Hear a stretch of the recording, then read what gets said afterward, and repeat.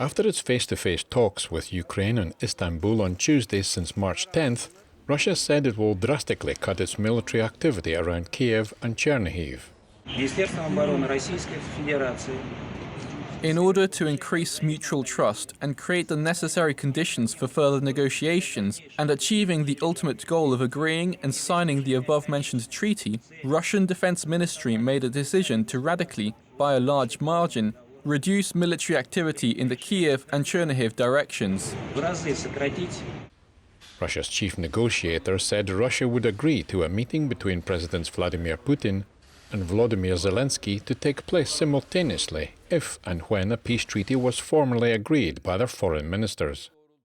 Previously, Moscow had said that a presidential meeting could only take place at a later point. After today's meaningful discussion, we reached an agreement and proposed that the heads of state would meet at the time of the signing of the treaty by the foreign ministers. Ukrainian negotiators said in order for any agreement to be valid, Russian troops should withdraw from Ukraine's territory. For the next 15 years, we propose to hold bilateral negotiations regarding the status of Crimea and Sevastopol separately. In another separate point, we propose that Russia and Ukraine will not employ armed or military forces to solve the question of Crimea during the time of negotiations. Ukrainian negotiators said that under their proposals, Ukraine would agree not to join alliances or host bases of foreign troops, but would have its security guaranteed in terms similar to Article 5, the Collective Defense Clause of NATO.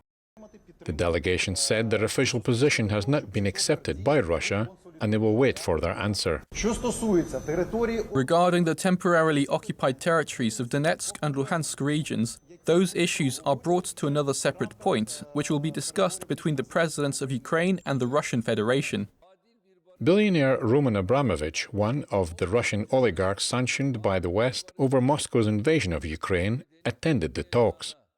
Abramovich appears to have tried to act as a go-between, but according to the Wall Street Journal and the investigative outlet Bellingcat, he and Ukrainian peace negotiators suffered symptoms of suspected poisoning earlier this month after a meeting in Kyiv. Eddie Aitken, NTD News.